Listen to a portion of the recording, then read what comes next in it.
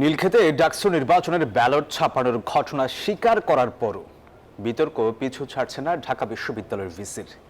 পরাজিতদের খড়কুটো ধরে ডুবে যাওয়া মানুষের বেঁচে থাকার চেষ্টা বলে ভিসির মন্তব্যে ক্ষুব্ধ ছাত্রদল সহ বিভিন্ন প্যানেলের প্রার্থীরা। বিশ্ববিদ্যালয় প্রশাসনকে লুকোচুরি ছেড়ে সুষ্ঠু তদন্ত করার দাবিও জানান তারা। আল মোহাইমিনুল খানের প্রতিবেদন। নীলক্ষেতেই ছাপা হয় ডাকসুর ব্যালট। নিউজ 24 এর অনুসন্ধানের পর নানা নাটকীয়তায় সোমবার সংবাদ সম্মেলন করে স্বীকার করেন ঢাকা বিশ্ববিদ্যালয়ের ভিসি। ভেন্ডারের উপর দায় চাপানোর পাশাপাশি সমালোচনা করেন পরাজিত প্রার্থীদেরও। নির্বাচন হয়ে যাওয়ার কয়েক সপ্তাহ পরে এসে শেষের দিকে প্রশ্নবিদ্ধ করার একরকম প্রচেষ্টা দেখা যাচ্ছে। কোনো কোনো ক্ষেত্রে এই প্রচেষ্টা খড়কুটো ধরে ডুবন্ত মানুষ বেঁচে থাকার মতোই মরিয়া। বিশ্ববিদ্যালয়ের সর্বোচ্চ অভিভাবকের এমন মন্তব্যে ক্ষুব্ধ সাধারণ শিক্ষার্থীরা। গণমাধ্যমে অনুসন্ধানের পর প্রশাসনের স্বীকারোক্তি নিয়েও সন্দেহ প্রকাশ করেন তারা। যৌক্তিক সমালোচনাকে গ্রহণ করা উচিত। যৌক্তিক সমালোচনাকে গ্রহণ করলে একটা রাজনৈতিক যে গণতান্ত্রিক যেই প্রক্রিয়া সেটা বজায় থাকে আর কি। নীলক্ষেতে এই ব্যালট পেপার ছাপানো হয়েছে, তারা কিন্তু অস্বীকার করেছিল, তারপরেও কিন্তু এই ঘটনাগুলো ঘটছে। মানে তারা তাদের দায় এড়ানোর জন্য।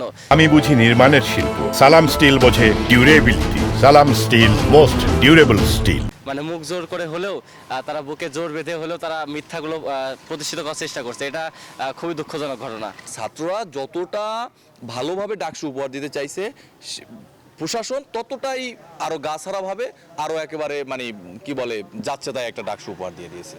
উপাচার্যের এমন মন্তব্য তার নিরপেক্ষতাকে প্রশ্নবিদ্ধ করেছে বলছে ছাত্রদল। আর প্রশাসনের এমন আচরণে ক্ষুব্ধ অন্য প্যানেলের প্রার্থীরাও। অভিভাবকের জায়গা থেকে এই ধরনের মন্তব্য স্বচ্ছতা আদায় করার জন্য যে প্যানেলগুলো লড়াই করে যাচ্ছে, সবগুলো প্যানেলকে এভাবে কটাক্ষ করা কোনোভাবে ঢাকা বিশ্ববিদ্যালয়ের ভিসির চেয়ার থেকে অভিভাবকের চেয়ার থেকে এটা যায় না।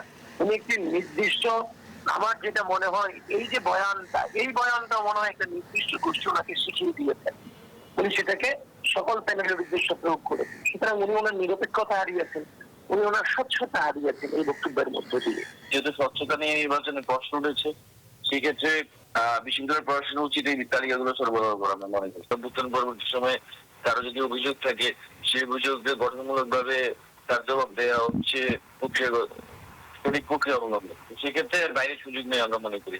অভিযোগ আসার পর যেভাবে তারা রীতিমতো উড়াই দেওয়ার চেষ্টা করছে, তা আমি মনে করি যে এটা আসলে প্রশাসনের কোনো প্রফেশনাল আচরণ না। তাদের যে একটা মানে চরম একটা উদ্যোগমূলক আচরণ এবং প্রতিটা পদে পদে খুবই দুঃখজনক আর কি। যেই প্রশাসন একটি বিষয় নিয়ে মিথ্যাচার করতে পারে, তারা যে আরো 10টি বিষয় নিয়ে মিথ্যাচার করবে না তার নিশ্চয়তা কি? নির্বাচনের স্বচ্ছতাটা প্রমাণ করার জন্য যে কারচুপিগুলির সম্ভাবনা রয়েছে বলে আমাদের মনে হচ্ছে, সেগুলো ক্লিয়ার করা হোক। কিন্তু তা না করে বিশ্ববিদ্যালয় যদি এইসব গড়িমসি করতে থাকে, তাহলে অবশ্যই আমরাও এক পর্যায়ে আইনি অবস্থান গ্রহণ করতে বাধ্য হব।